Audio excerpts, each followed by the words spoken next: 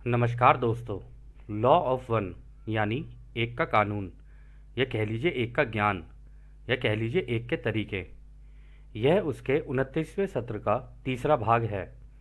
दोहराया जाता है कि इस किताब द्वारा दी गई सभी सूचनाएं और जानकारियां आप मान भी सकते हैं, जान भी सकते हैं, नज़रअंदाज भी कर सकते हैं और सिरे से खारिज या नकार भी सकते हैं, क्योंकि यह आपकी फ्री विल है जो कि अनंत रचयिता द्वारा आपको दी गई है। एक और बात कही जाती है कि लॉ ऑफ वन पूरी तरह से सबके लिए फ्री है। यदि कोई इकाई या व्यक्ति इसको निजी स्वार्थ के लिए इस्तेमाल करे तो वह उसकी व्यक्तिगत जिम्मेदारी होगी।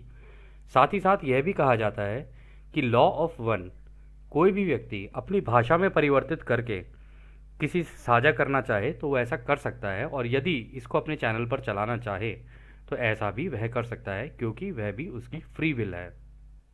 तो पहला सवाल डॉन करते हैं। अच्छा, ऐसा है।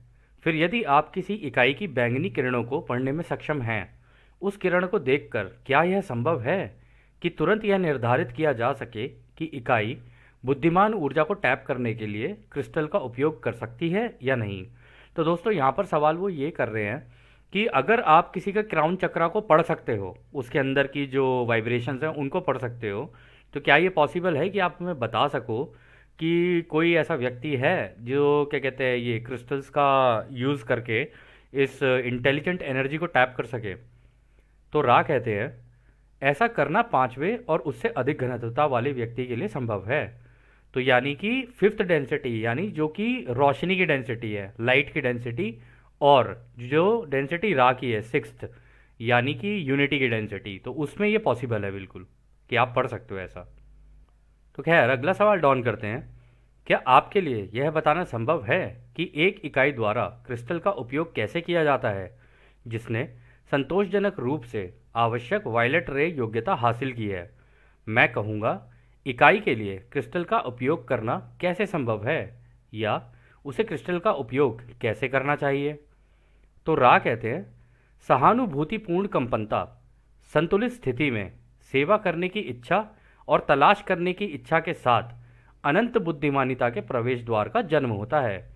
तो दोस्तों, इंटेलिजेंट इन्फिनिटी में घुसने के लिए, यानी रचयिता के दिमाग को जानने के लिए, कुछ एक चीज़ें हैं जिनकी ज़रूरत होती है, जो एक व्यक्ति के अंदर अगर हो तो क्रिस्टल का भी यूज़ कर सकता है, वो सारी चीज़ें कर सकता है। तो सबसे पहली चीज़ है कंपैशन, यानी दूसरों के लिए सहानुभूति। दूसरा, और इनको सबको बैलेंस करके चलना है। ऐसा ना हो कि आप अपनों के लिए तो सहानुभूति है, किसी और के लिए सहानुभूति नहीं है, ठीक है। लेकिन सहानुभूति का मतलब ये भी नहीं है कि आप उसके लिए बिल्कुल ही बिछ जाओ, ठीक है। आपको एक रूल पता है कि भाई 51% कर सकता हूँ मैं, आधा से हल्का सा ज़्यादा कर सकता हूँ इसके लिए, लेकिन आधा एफर्ट तो ये भी मारेगा। अगर ये एफर्ट नहीं मारेगा तो मैं इसकी मदद नहीं कर सकता, ठीक है ना। तो जहाँ इसको ज़रूरत पड़ेगी, अगर ये मांगेगा तो इसकी मदद मैं कर सकता हूँ, और उससे पूरी सहानुभूति रखना। लेकिन सहानुभूति इस तरीके से भी देखी जा सकती है दोस्तों कि अब कोई दिक्कत में है, परेशानी में है, हो सकता है कि वो आपसे मदद मुंह से ना मांग पा रहा हो, लेकिन उसको चाहिए आपकी, मतलब इस सहानुभूति कंपैशन की ज़रूरत है।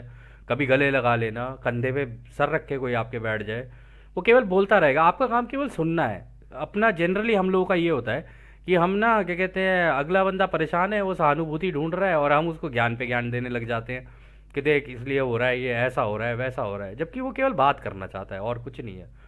उसकी बात को सुनना, ऐसे ही निकाल देना बस। और जब वो बोले यार तब से करे चले जा रहे हो, तब बोलना शुरू करो, तब और बिल्कुल एकदम संतुलित स्थिति में बोलना शुरू करो, सारी चीज़ें नॉर्मली आराम से हो जाएगी। फिर इसमें दूसरा पॉइंट उन्होंने ऐड किया है सेवा करने की इच्छा, यानी दूसरों को सर्व करने की इच्छा। कि मतलब अगर कोई दिक्कत में है, परेशानी में है, या भूखा है, या कुछ भी है, वो मांग रहा है, उसको दे दो। उसकी सेवा करने की इच्छा अंदर से ही होनी चाहिए कि नहीं यार, मुझे दूसरों के लिए करना है, उनके लिए मदद करनी है। अब जो मेरी बेस्ट एबिलिटी है, जो मैं कर सकता हूँ या कर सकती हूँ, वो मेरे को करना है, ये होना चाहिए इंसान के अंदर। और तलाश करने की इच्छा, यानी उस क्रिएटर को जानने की इच्छा कि भाई तुमने ऐसा रचा, ये जो तुमने तरंगे बनाई हैं, ये कैसे बनाई हैं, कैसी लगती हैं, इसका अनुभव कैसा है। वो सारी चीज़ें जो कि मेडिटेशन के थ्रू ही हो सकता है। मेडिटेशन, या जैसे कि हम लोगों ने कहा है कि हर धर्म में अलग अलग चीज़ें, राने बोलता प्रेयर भी करोगे तो भी हो जाएगा। लेकिन जैसा कि आप लोगों को याद होगा, हमने एक बार कहा था कि कोई भी चीज़ रिपीट करते चले जाओगे ना, तो तुम्हारा लेफ्ट ब्रेन ना शट डाउन हो जाएगा, बंद हो जाएगा, और राइट क्रिएटिव ब्रेन है ना वो किसी और ही दुनिया में चला जाएगा।